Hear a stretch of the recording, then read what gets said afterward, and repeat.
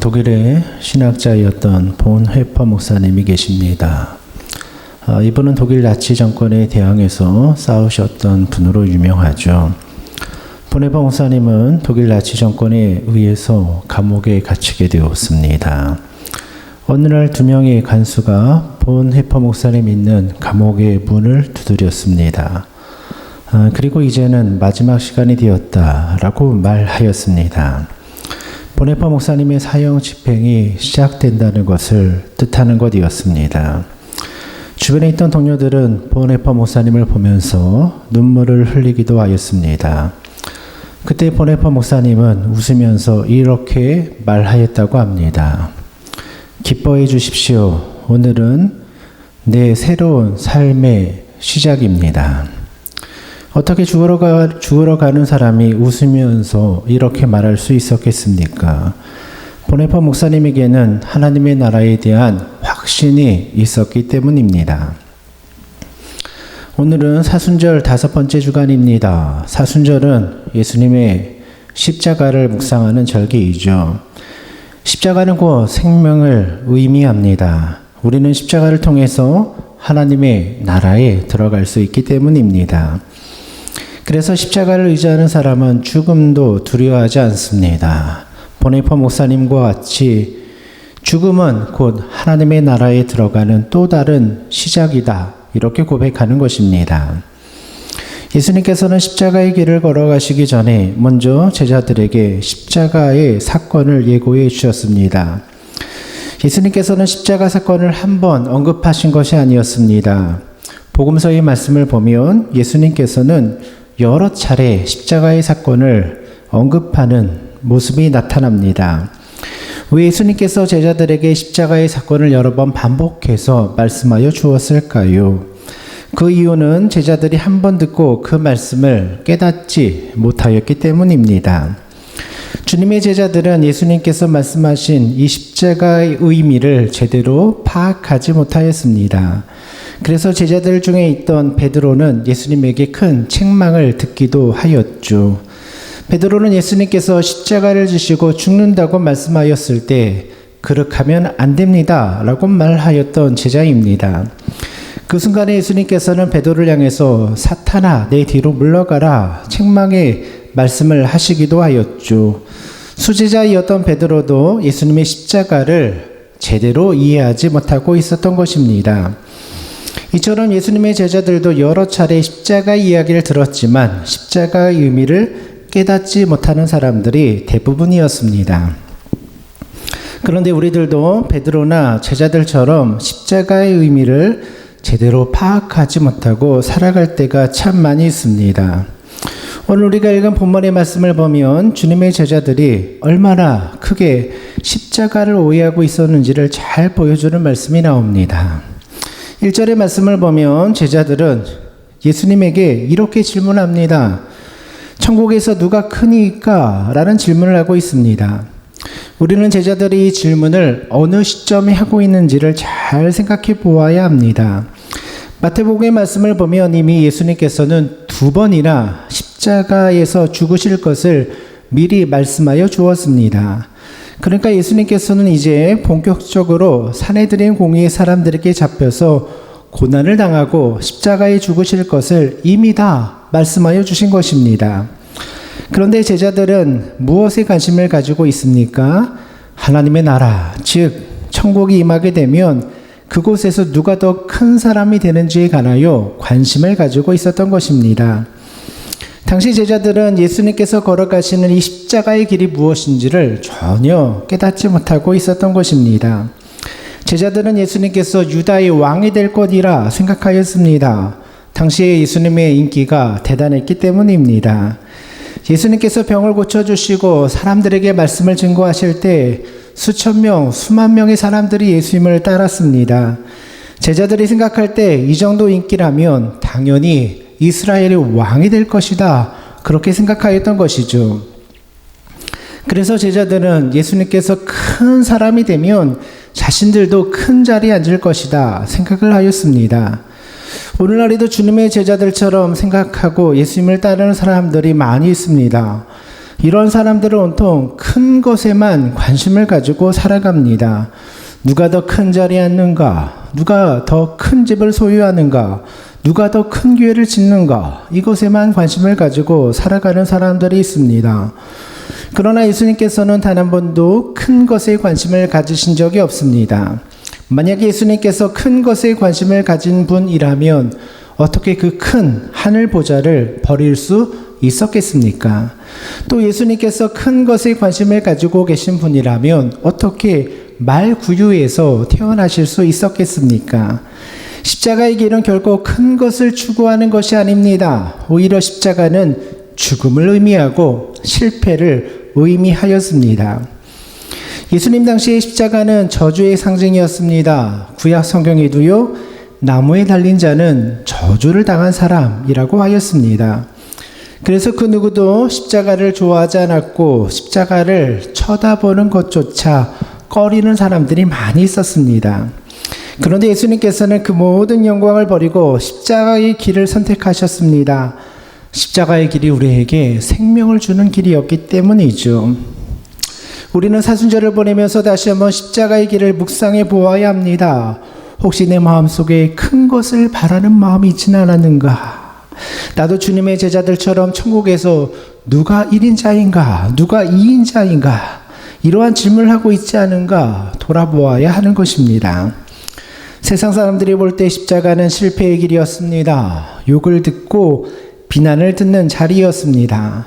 그러나 예수님께서 그 십자가의 길을 통해서 우리에게 부활의 능력을 보여주셨습니다. 그러니 우리도 십자가의 길을 따라가는 것을 두려워할 필요가 없습니다. 때로는 조금 욕을 들어도 되고 때로는 실패한 사람처럼 보여도 됩니다. 내가 정말 예수님을 바라보고 십자가를 바라보고 있다면 아무것도 두려워할 필요가 없습니다. 이 세상에서 실패한 것처럼 보여도 하늘에 상급이 있기 때문입니다.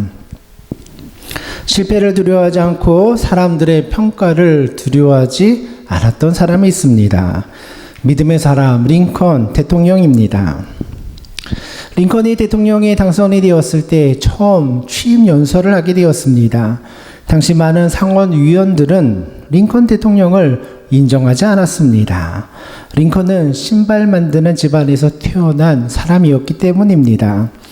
이러한 사람이 대통령이 되었으니 주변 사람들은 못마땅하게 생각하였습니다. 그래서 링컨 대통령이 취임 연설할 때 한 상원 의원이 일어나서 이렇게 공개적으로 대통령을 모욕하였다고 합니다. 당신이 대통령이 되다니 정말 놀랍습니다. 그러나 당신의 아버지는 신발 만드는 사람이라는 것을 잊지 마십시오. 가끔 당신의 아버지가 우리 집에 신발을 만들기 위해서 찾아오곤 했습니다. 지금 내가 신고 있는 신발도 당신의 아버지가 만든 신발입니다.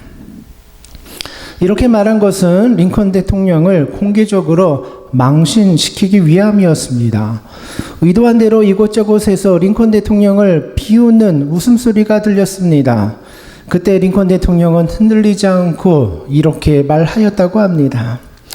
고맙습니다, 의원님. 의원님의 말을 듣고 아버지의 모습을 다시 떠올리게 되니 감사합니다. 내 아버지는 신발 만드는 솜씨가 대단한 분입니다. 나는 아버지를 능가할 수 없습니다. 이곳에도 아버지가 만드신 신발을 신고 계신 분들이 계십니다. 혹시 불편하시다면 말씀해 주십시오. 제가 고쳐드리겠습니다. 링컨 대통령은 겸손한 사람이었습니다. 자신의 과거를 숨기려 하지 않고 다 드러내고 인정하였습니다. 그러니까 더 이상 사람들이 링컨 대통령을 공격할 수 없었습니다. 때로는 그리스도인들도 뜻하지 않은 공격을 받을 때가 있습니다. 오해를 받을 때도 있고요. 더 나아가 욕을 먹을 때도 있습니다. 그런데 가만히 보면 예수님께서 걸어가신 길이 바로 그러한 길이었습니다. 뜻하지 않게 욕을 먹고 핍박을 받는 길, 이게 바로 십자가의 길입니다. 그러니 주님의 제자들도 주님을 따라가면서 욕을 듣고요, 핍박을 당하는 거 이상하게 생각할 필요가 없는 것입니다. 세상 사람들이 다 실패자라고 말하여도 상관이 없는 겁니다.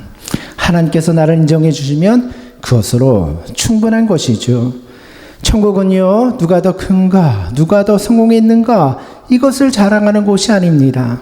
천국은 돈을 자랑하는 곳도 아니고 건물을 자랑하는 곳도 아닙니다. 천국은 예수님처럼 묵묵히 십자가의 길을 걸어가는 사람들에게 주어지는 것입니다. 주님의 제자들은 천국이 무엇인지 알지 못했습니다. 그래서 누가 더 큰 자가 되느냐, 이거 놓고 싸웠습니다. 그때 예수님께서는 천국이 무엇인지를 설명해 주기 위해서 한 어린아이를 가운데 세워놓고 이렇게 말씀하여 주십니다. 오늘 보면 3절의 말씀을 보면 예수님께서 제자들에게 어린아이와 같이 되지 아니하면 결단코 천국에 들어갈지 못하리라 말씀하여 주십니다.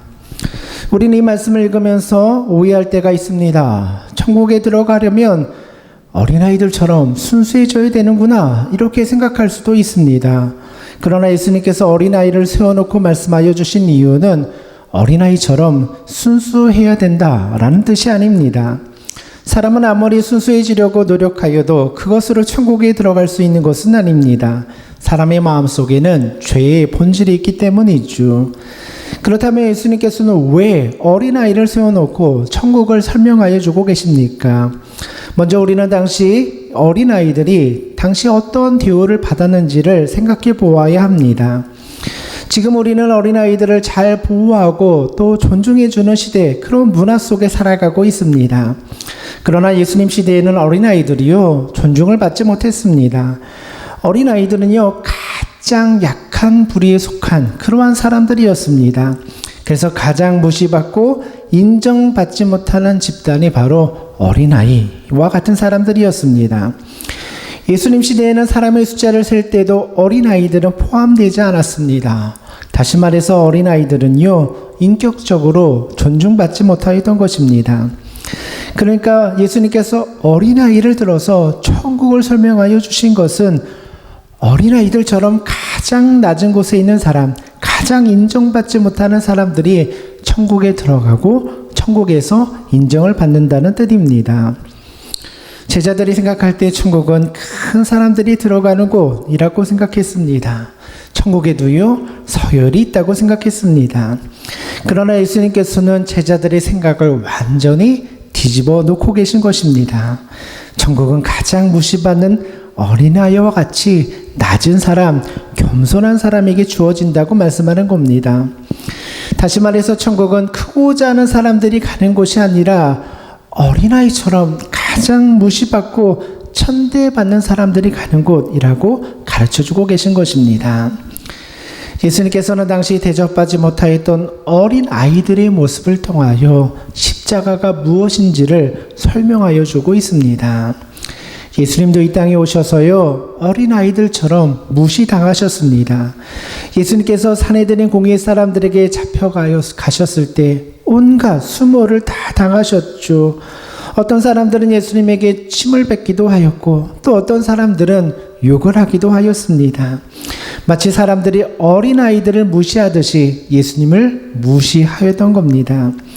이처럼 십자가의 길은 무시당하는 길이고요, 욕을 듣는 길입니다. 왜 예수님께서 이러한 고난의 길을 걸어가셨습니까? 이유는 한 가지이죠.